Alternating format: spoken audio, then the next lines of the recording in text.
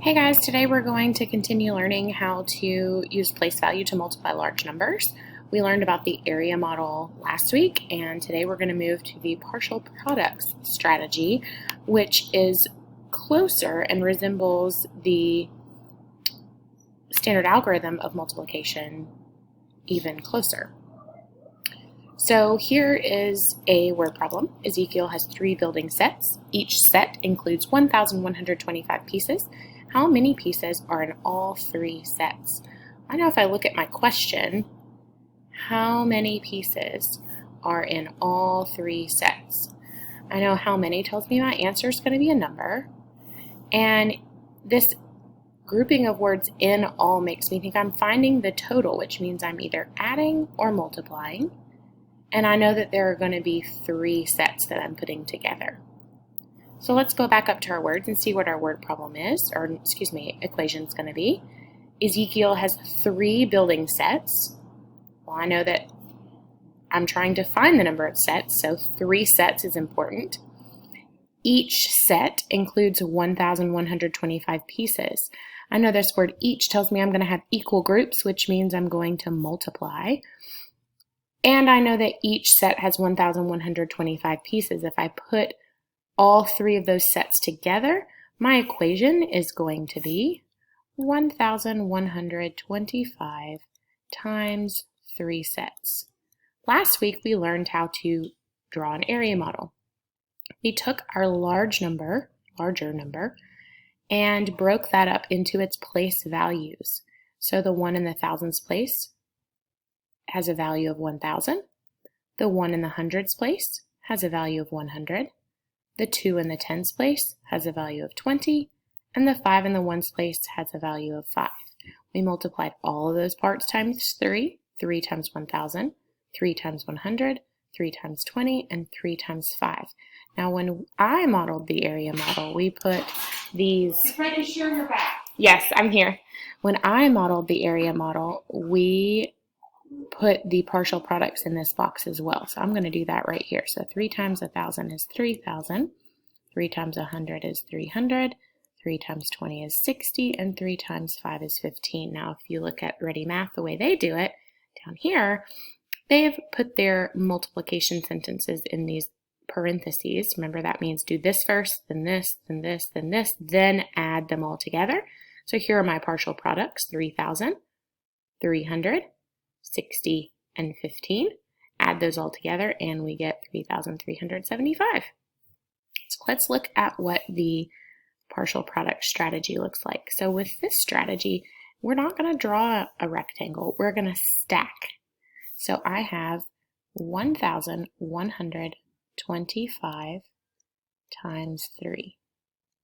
And just like in the area model, we're going to multiply each part of this larger number times 3. So I'm going to think, okay, well, my first part is 5 in the ones place times 3 in the ones place. So that number sentence is 5 times 3. And 5 times 3 is 15. I'm going to put that product, that partial product, right here in my answer, but I'm going to go ahead and stack it in its right place values. So to write a 15, the 5 goes in the ones place, and the 1 goes in the tens place under the 2 here. Well, I know that I'm not done because I need to multiply each part times 3.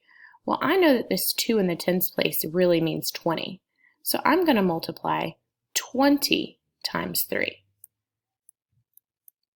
And when I see 20 times 3, I see 1 0. 2 times 3 is 6. And add the 0 to the end makes 60. If you need to write it over here to see it, that's a great strategy. And then move it over here in your answer. The 0 in the ones place, the 6 in the tens place. All right, now I'm going to move to the hundreds place. I know this 1 in the hundreds place means 100. So I'm going to multiply 100 times 3. I see 2 zeros. 1 times 3 is 3. Add my 2 zeros to the end, I get 300. So I have a 0 in the ones place, 0 in the tens place, and then a 3 in the hundreds place. And then my last step is the 1 in the thousands place means 1,000.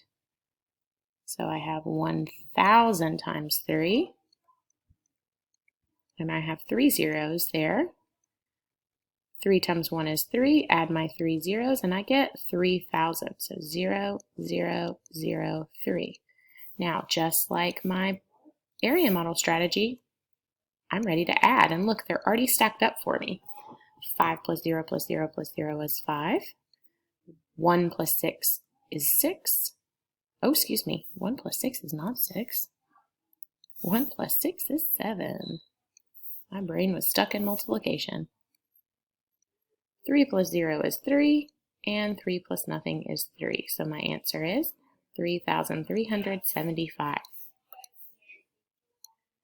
Well, there's Ready Maths. You see they wrote it 3 times 5 ones, 3 times 2 tens. I like writing it this way because this gives me the value and I don't have to think about what that would be over here. All right. Your turn. I want you to try this one. Pause the video and check your answer when you're done. 2,041 times 6. 6 times 1 is 6. Put that 6 in the ones place. 6 times, remember this means 40. 6 times 40. 6 times 4 is 24. Add the 0 to the end. So 0, 4, 2. Even though I'm in the tens place, I have a 3-digit number here because this meant 40. 0 is in the hundreds place. I have 0 hundreds. So if I wrote it down here, 0 times 6 is 0, which means I'm going to have zeros through here. So I really don't have to write that at all. You can leave it blank. 2 in the thousands place means 2,000, so I have 2,000 times 6. 2 times 6 is 12. Add my 3 zeros to the end. I have 12,000. So I'm going to write this backwards. I have 3 zeros, 1, 2, 3, and then a 2, and then a 1. That way I'm in the right places. 6 plus 0 is 6. 4 plus 0 is 4. 2 plus 0 is 2. 2 plus nothing is 2. 1 plus nothing is 1. That one was really easy to add. 12,246.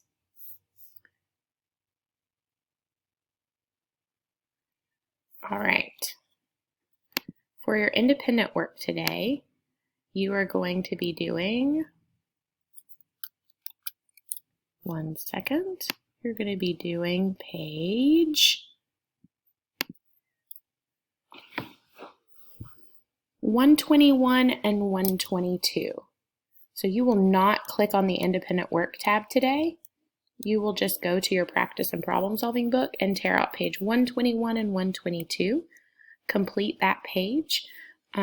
You can choose which strategy that you use. I would encourage you to practice this partial product strategy since we had a lot of practice with the area model strategy yesterday.